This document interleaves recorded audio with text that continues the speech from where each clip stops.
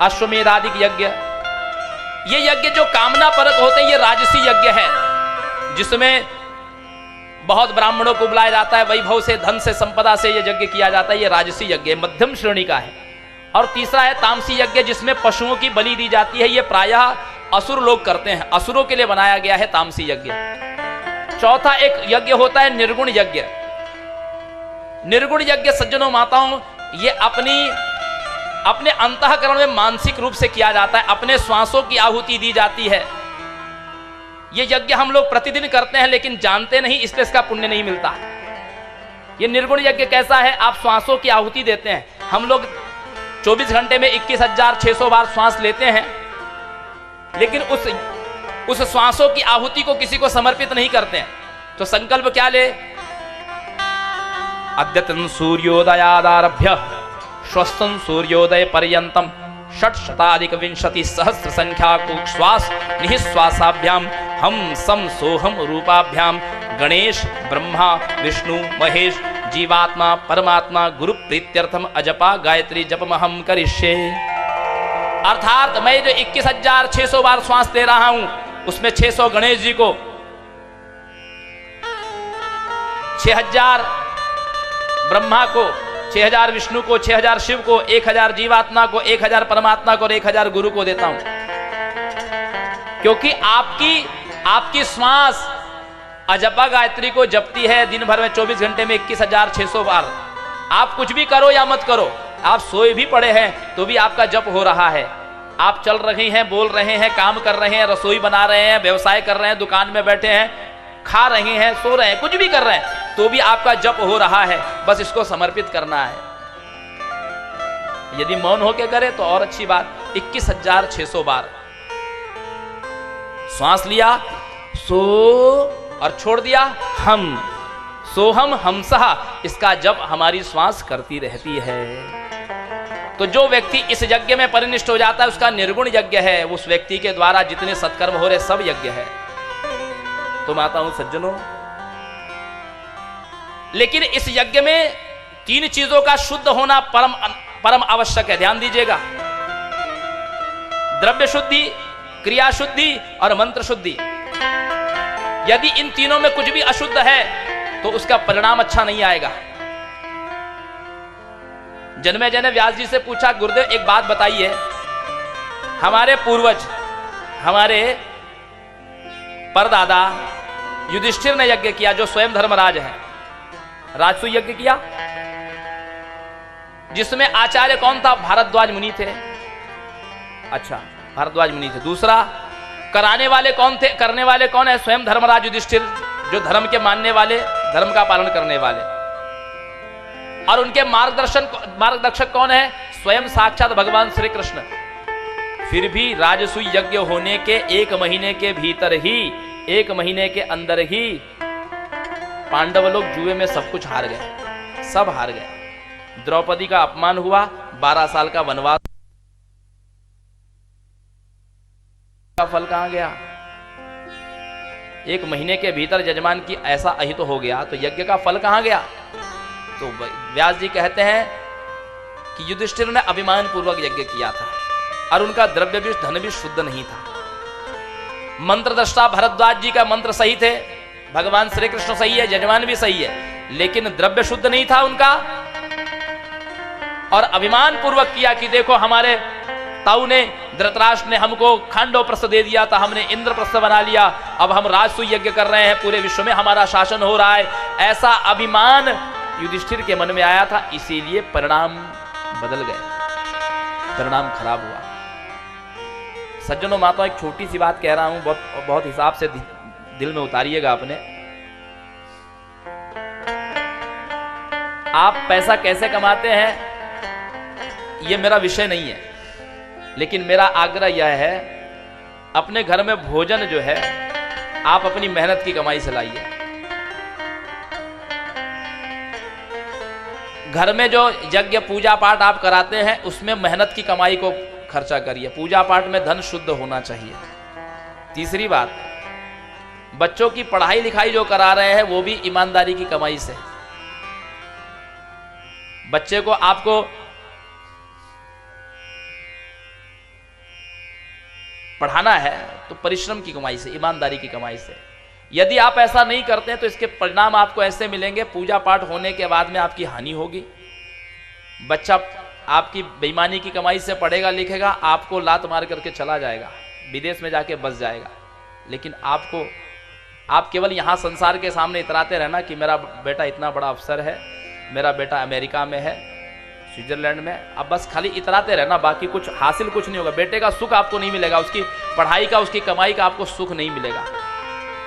लोग शर्म के मारे बताते नहीं है, वो सुखी नहीं है, लेकिन शर्म के मारे नहीं बताते लोग कि बच्चे को इतना, अपनी गाढ़ी कमाई से हमने बच्चे को पढ़ा लिखा करके इतना योग्य बनाया, बच्चा हमारा समाचार लेने नहीं आता।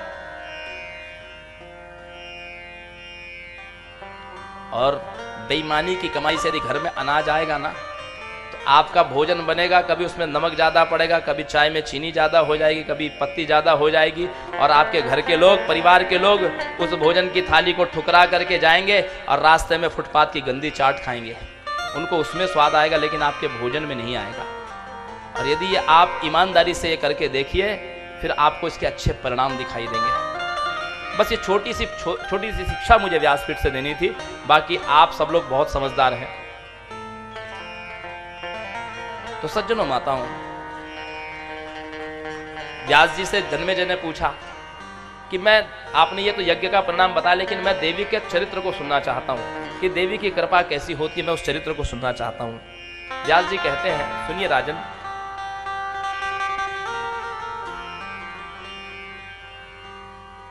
दशरथो श्रीमान बभूव अयोध्याधिपति चत्वारस्य पुत्र स्यात् राम भरत लक्ष्मण शत्रुघ्न इति संज्ञकाः। महाराज दशरथ के पुत्र हुए राम भरत लक्ष्मण शत्रुघ्न, और इन्हीं राम जी के पुत्र थे लव और कुश। कुश के वंश में आगे चल के एक ध्रुव, 15 पीढ़ी आगे एक ध्रुव संधि नाम के राजा हुए, जिनकी 2 पत्नियां थी। एक का नाम था लीलावती और एक का नाम था मनोरमा। बड़ी वाली जो है उसका नाम है मनोरमा, और जो छोटी रानी है उसका नाम है लीलावती। मनोरमा का जो पुत्र है उसका नाम है सुदर्शन, और उससे ठीक 1 महीना छोटा है लीलावती का पुत्र शत्रुजित। लीलावती जो है वो उज्जैनी नरेश युधाजित की पुत्री है, और मनोरमा जो है वो कलिंग नरेश वीरसेन की पुत्री है।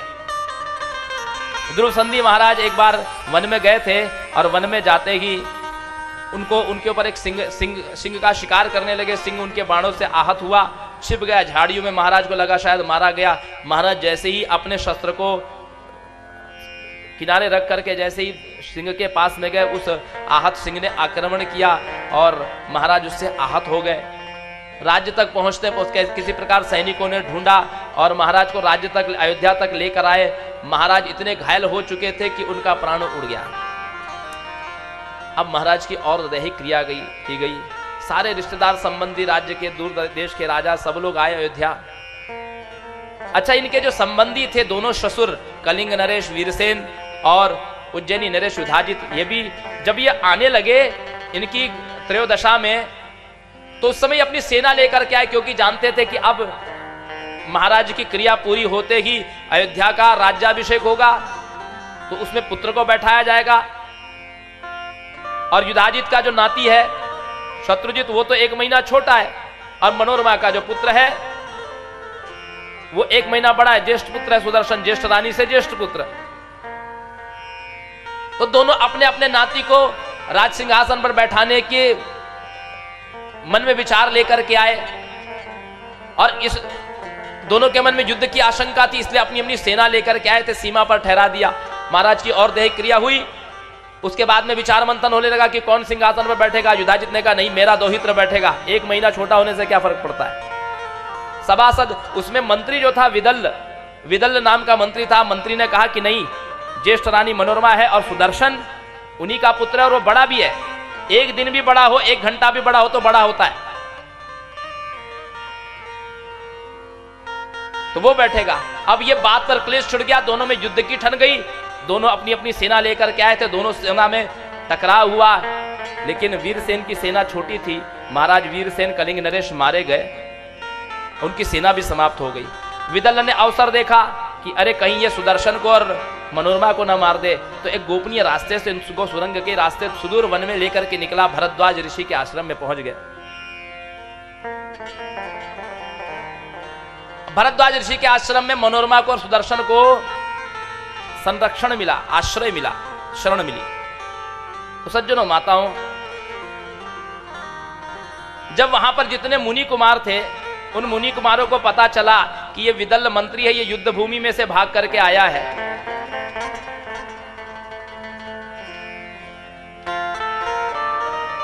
एकदा तत्र विदल्लम समुपागतम क्लीबेति इति मुनिपुत्र मंत्र यत्तात्तदंतिके। जो मुनि कुमार थे भरद्वाज ऋषि के आश्रम में, वो बात करने लगे कि ये विदल्ल जो है ना, ये क्लीब है, नपुंसक है, देखो ये क्षत्रिय होकर के युद्ध भूमि में से भागा है। क्या कह रहे थे? क्लीब, क्लीबेति इति मुनिपुत्र मंत्र यत्तात्तदंतिके। लेकिन वो क्लीब क्लीब जो कह रहे थे मुनिपुत्र विदल्ल को, तो सुदर्शन उसको सुन रहा था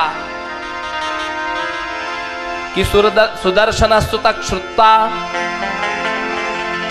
दधेरेकाक्षरं स्फुटम अनुस्वारायुतम बीजम प्रोवाचापि पुनः पुनः। सुदर्शन ने जब ये सुना क्लीब शब्द, उसको क्लीब का अर्थ छोटा सा था, सुदर्शन क्लीब का अर्थ पता नहीं था, तो उसने क्ली क्ली क्ली जपने लगा। देखिए, किसी भी निमित्त से भगवती का आप स्मरण करिए, किसी भी निमित्त से आप भगवती का नाम उच्चारण करिए। अग्नि का स्वभाव जलाना होता है।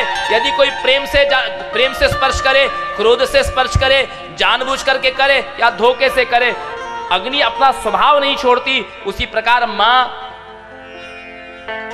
भक्तवत्सल है, करुणामयी है, वो अपना स्वभाव नहीं छोड़ती। और मां के भीतर जो शक्ति है, मां ने अपनी सारी शक्ति अपने नाम में दे करके रखी है कि मेरा नाम कोई कैसे भी जपे, उसका कल्याण ही होगा।